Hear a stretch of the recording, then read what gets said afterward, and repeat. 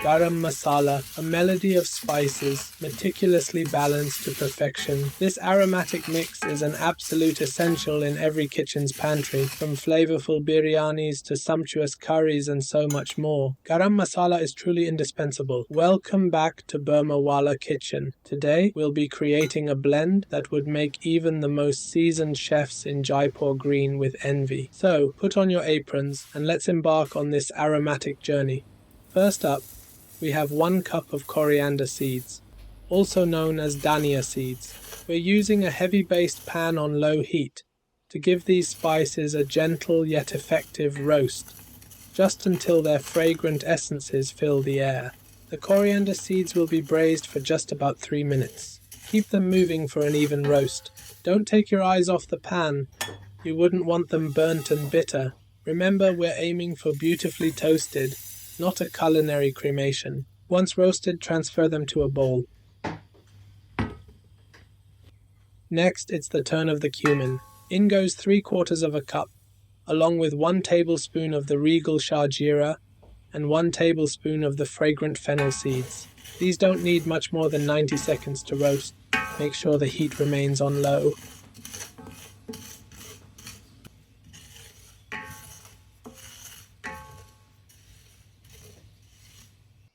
Once roasted to perfection, off they go into the bowl. Now it's the turn of the fabulous peppercorns. 3 tablespoons of these black pearls. Add 2 tablespoons of the robust cloves and 7 noble black cardamom pods. We'll roast these for 2 minutes. Once more, keep the heat low. You'll know they're ready when their enticing aroma starts to dance around the kitchen like an olfactory waltz. Into the bowl they go.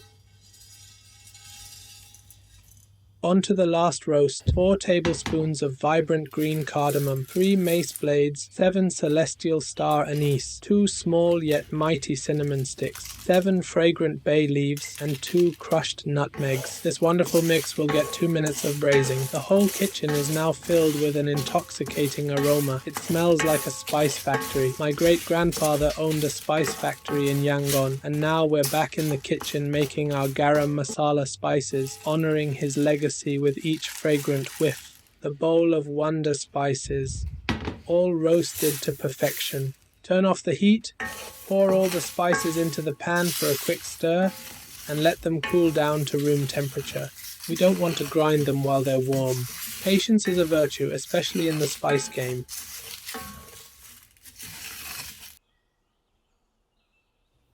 On to grinding the spices. I'm using an electric grinder, but you can also use a pestle and mortar to keep it wonderfully authentic. We're going to make life a tad easier for us today. My grinder is quite small, so I'll do this in 3 batches.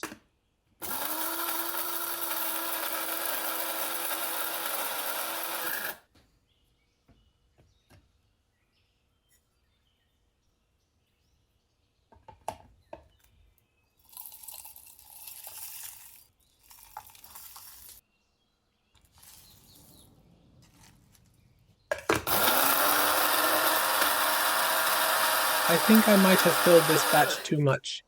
Let's remove some of the bay leaves.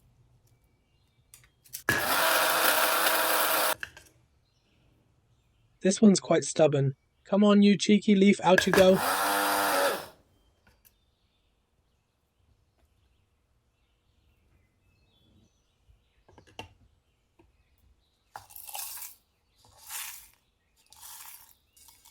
On to the last grind.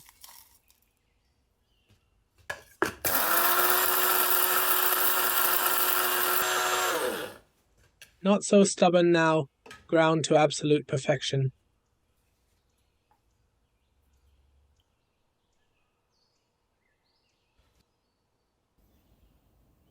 There you have it, our homemade garam masala powder, ready and perfect.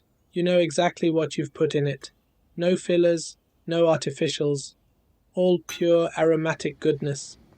Garam masala is used in many great recipes, from pulaus to curries, biryanis, and much more. For my next video, I'll be making beef Kabuli pulao with our freshly made garam masala as the star ingredient, so make sure to subscribe and not miss that. Happy cooking! And remember, a good garam masala is like a good British joke. Timing and balance are everything. Plus, it's always better homemade.